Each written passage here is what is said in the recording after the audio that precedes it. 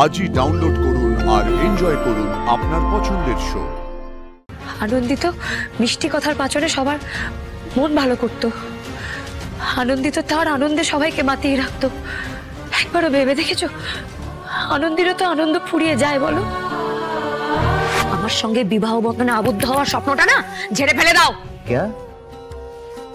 দেখো এই কঠিন কঠিন বাংলাগুলো না তুমি আমাদের শাদিকে বাদ বলো, তখন এভাবে বকো আমি সব শুনবো, কিন্তু এখন সময় নেই, এই সব বলা যাবে না। দাঁড়াও, কয়টা কাজ তোমায় করতে হবে। আমি কোনো কাজ করবো না, আমি কোনো কথা শুনবো না। ওই দেখো, ঠিক আছে ঠিক আছে।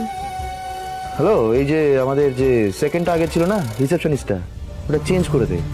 ওটা চেঞ্জ করে আমাদের এমডি ম্যাডামকে। না না না না না না না, এমডি ম্যাডামকে কিছু করবেন না প্লিজ প্লিজ, এমডি ম্যাডামকে মারবেন না। ওকে ওকে মারতে বারণ করো।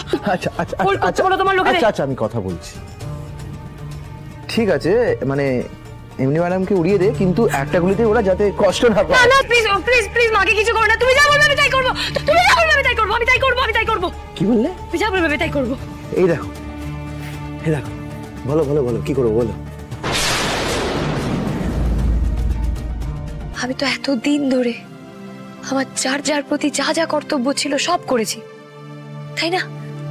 করেছি তো বলো? তুই এইসব কথা কেন বলছিস আনন্দী? কারণ আমি খুব ক্লান্ত মা, আমি খুব ক্লান্ত, আমি আর পারছি না।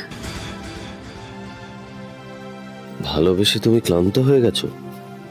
এই সংসার, কর্তব্য, এগুলো সবই তোমার ভালোবাসা জানতাম আনন্দী। আমি এতদিন ধরে যা করেছি সব তোমাদের জন্য করেছি, তাই না বলো? কিন্তু আমার জন্য এত কিছুর মাঝে তো আমি কোথায় হারিয়ে গেছি মা? লাইরি বাড়ির বউ, মেডিরেস্টের ডক্টর, সবার জন্য বেঁচেছি, সবার জন্য করেছি। এই সবার জন্য সবকিছু করতে গিয়ে আমি কোথায় নিজেকে হারিয়ে ফেলেছি মা? আমার নিজের বলতে কি আছে বলো? তুমি আমাকে কেন কেন পছন্দ করেছিলে বলো প্রথম দিন? কেন? আমি দমকা হাওয়ার মতন বাড়িতে এসেছিলাম।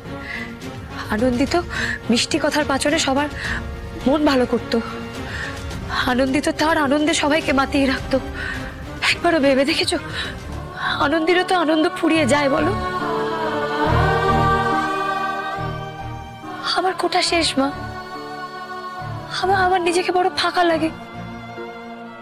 যত দিন গেছে না আমার উপর না ওই সবার দায়িত্ব নেবার ভার বেড়েছে, সবার আমাকে নিয়ে এক্সপেকটেশন বেড়েছে। এত কিছুর মাঝে না আবার এই মিষ্টতাটা হারিয়ে গেছে। আমি না কোথাও ওই পাচনের মতন তেতো হয়ে গেছি। কি বলছি আনন্দী? আমি যা বলছি খুব ভেবেচিন্তে বলছি জানো তো মা। ওই লাহিড়ী বাড়িতে আমি কার জন্য গেছিলাম বলো? ডক্টর আদিদেব লাহিড়ীর জন্য। ডক্টর আদিদেব লাহিড়ী তো আমাকে আর মনে নেই, তাহলে আমি কার জন্য ওই বাড়িতে থাকবো?